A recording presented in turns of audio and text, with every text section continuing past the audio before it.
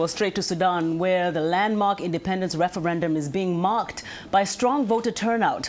Voting began on Sunday with witnesses reporting scenes of jubilation at polling stations. Thousands of Southern Sudanese lined up overnight to be among the first to vote in the week-long poll. The vote is likely to divide Sudan into two nations and create the world's newest country. A raucous crowd cheered and women sang after the Southern Sudanese President Salva Kiir cast his vote in the South's capital of Juba. Mr. Kiir says this is the historic moment Southern Sudan's people have been waiting for. Voting appeared to be proceeding smoothly, though officials reported clashes in the Abyei region. And joining us now on the phone from Juba, South Sudan, is VOA correspondent Scott Bobb. Hello, Scott. Hello. Just to let audiences know, there will be a little bit of a delay. But first of all, of course, this is the second day of voting now. People are very, very jubilant, as we are hearing. What is your observation of this jubilation? What are people saying to you?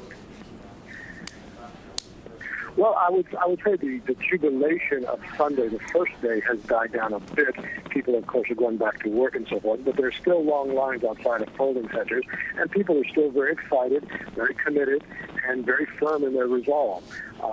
They all are talking more openly about what they hope will be the outcome, but it's proceeding very peacefully and in order, and there's been no incidents reported.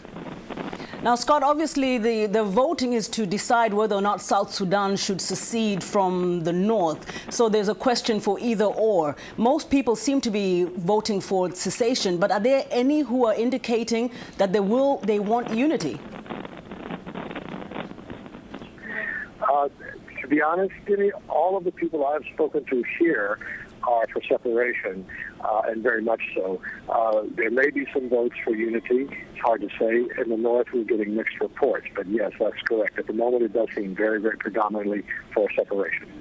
And also these reports that voting really, even though in the beginning it was a little skeptical how it will be, has been very peaceful. People seem to be coming out without the risk of losing their lives. Is that your observation? Is that what the observers are supporting?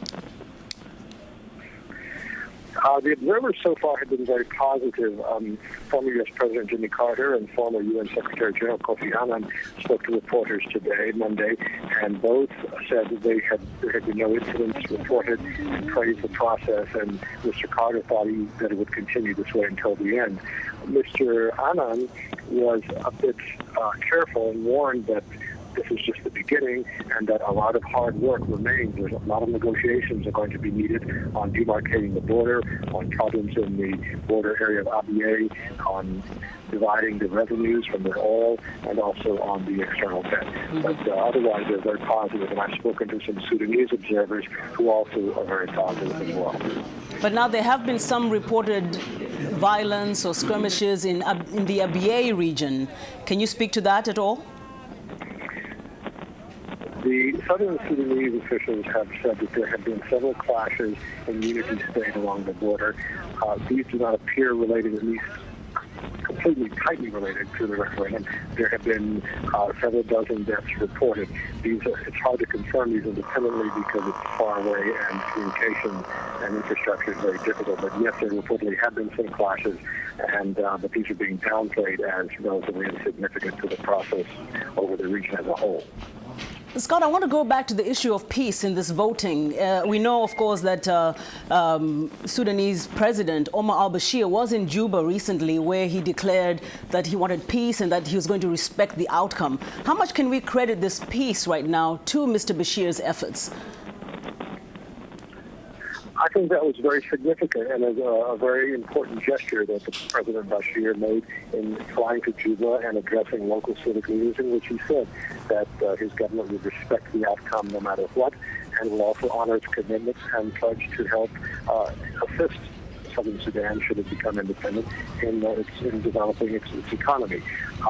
It should also be reported that the negotiators, both governments, really have shown a desire for peace and for negotiation, and they have been under a lot of pressure and a lot of mediatory aid from the United Nations and other major governments in the world. So it's all seeming to come together, at least for now. There are still worries, but yes, to be short, it was a very significant move that he made. Now, coincidentally, in the north, even though there has been provision for Southerners to vote there, it appears that there has not been a very strong turnout. Some are indicating fear of retribution, etc. What are you hearing about what is going on there in Khartoum? Well, I'm not there personally, but we're receiving reports that turnout has been fairly low. There are apprehensions among some people. There are actually people who are leaving the north and moving back to the south out of, for whatever reason. There have been some reports of feelings of being threatened or fears that they will be not expelled, but will not be able to access public services, and some of these may be or may not be unfounded. But there is some apprehension in the north. Nevertheless, it should be said that some Southerners who are living in the north say that they want to remain, they have their jobs, they have their roots there, and they hope to stay. So it's a mixed bag as far as that's concerned. Now, Scott, obviously this is the second day of voting. It's going to be going on, I believe, until Saturday. What can we expect during the course of this time? Do you see that a lot of people will have tried to have voted before the end of this week, or are there some who are just weighing from the side to see how it's going to pan out? Well, I think a lot of people wanted to vote on the first day because it was such a historic occasion, and some of them specifically chose where they wanted to vote if they could. Many wanted to vote at the mausoleum of John Garang, the founder of the Sudan People's Liberation Front, who died in a helicopter crash shortly after signing the peace accord with the North. And many felt it was such a historic occasion, and many have their voter registration cards, which they've told me they plan to keep and show and pass on to their children and grandchildren. It's that historic to them. Others either had to work or were traveling. People in rural areas sometimes had to walk hours to reach a polling station.